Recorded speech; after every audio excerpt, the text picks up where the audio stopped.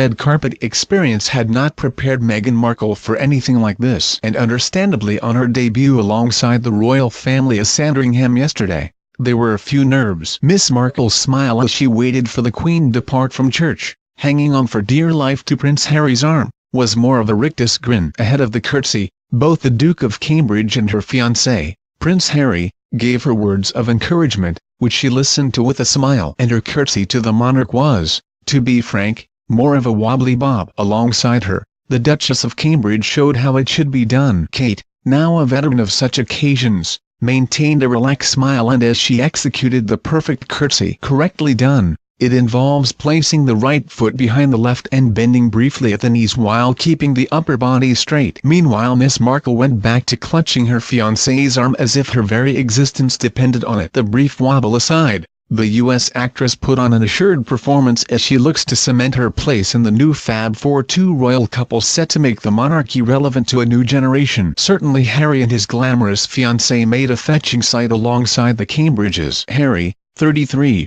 and Meghan, 36, are spending Christmas with William and Kate, both 35, at Emer Hall, their mansion on the Queen's Sandringham estate in Norfolk. Instead of staying up at the big house with Her Majesty, the two couples are enjoying a much more low-key family Christmas, along with Prince George and Princess Charlotte, just joining the rest of the royals for church and lunch on Christmas Day. For Kate, who is pregnant with her third child, it makes it a much more manageable festive season, allowing her a chance to recharge and relax before April's patter of tiny feet. For Miss Markle, who describes herself as a chill ballet girl, it is an opportunity to wet her feet in the ways of the royal family without all of the formality and fuss. But make no mistake, this is also a sign of the future. William, Kate and Harry have long made clear that they will do things their way, which has sometimes brought them into conflict with other members of the family firm, including Prince Charles. The feeling among royal watchers is that the four of them will make a formidable team. William and Kate, by nature and position more formal and reserved,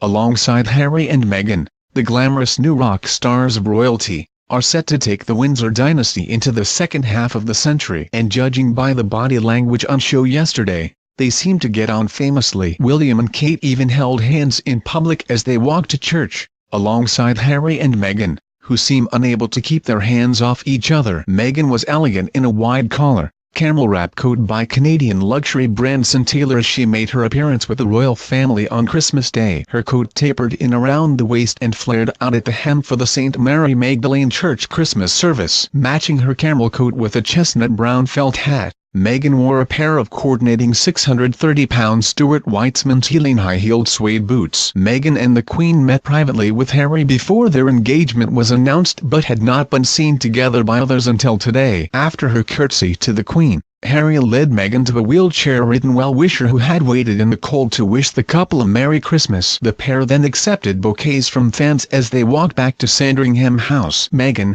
with her first curtsy behind her and a day of formal festivities ahead, seemed to loosen up as she greeted and accepted gifts from well-wishers. Kate, who was pregnant with her third child and showed off a small baby bump beneath a striking 2,655-pound tartan muumuu coat. She completed her look with a 900-pound round handbag in brown leather and caramel suede with a gold-colored handle made by Chloe, while a pair of Meisenberg diamond earrings added a touch of sparkle to Ms. Markle's classy ensemble. They are the same 3,500-pound snowflake design earrings she wore to her Buckingham Palace dinner last week. It is thought her brown had may be a Jane Taylor piece, a milliner popular with Kate. It is the first time Meghan and Kate have been pictured together since Meghan and Prince Harry revealed their impending nuptials. The Queen arrived at the service later by car wearing an eye-popping orange jacket with a matching intricate floral hat. She completed her look with a 900-pound round handbag in brown leather and caramel suede with a gold-colored handle made by Chloe, while a pair of Meisenberg diamond earrings added a touch of sparkle to Ms. Markle's classy ensemble. They are the same 3,500-pound snowflake design earrings she wore to her Buckingham Palace dinner last week. It is thought her brown had may be a Jane Taylor piece,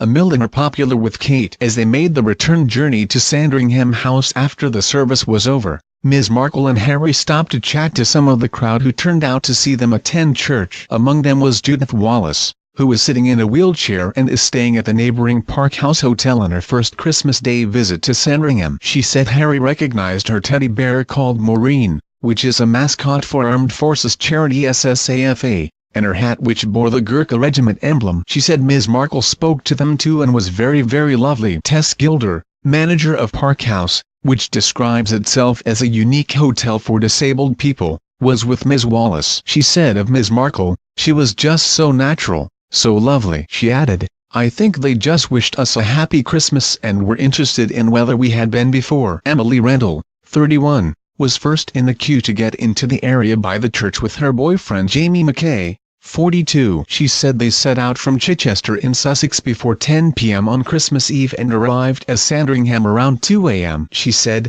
"We thought it would be really busy. We looked online. We were the first ones here camping in the dark for 2 hours." She said they had missed the Queen when she visited Chichester, so decided to make the trip to Sandringham. Back at Sandringham House, the royal family traditionally indulge in turkey, reared as Sandringham, before settling down to watch TV, including the Queen's Christmas speech. This year, it is understood that Prince Harry and his fiancée will stay with Prince William and the Duchess of Cambridge Kate at Enmore Hall, their home in the Sandringham grounds, rather than in the main house. Markle will have to adjust to the royal family's idiosyncratic ways and customs, ingrained in centuries of tradition. The royals exchange gifts on Christmas Eve, in keeping with German practice. Markle is reportedly an animal lover but will have to put up with royals' tradition of going out shooting on Boxing Day. The Queen arrived in a car and joined the group from the house, which also included the Duke of Edinburgh and the Prince of Wales. Hundreds of well-wishers turned out to catch a glimpse of the royal family, with some calling out Merry Christmas as they walked past. Earlier this morning,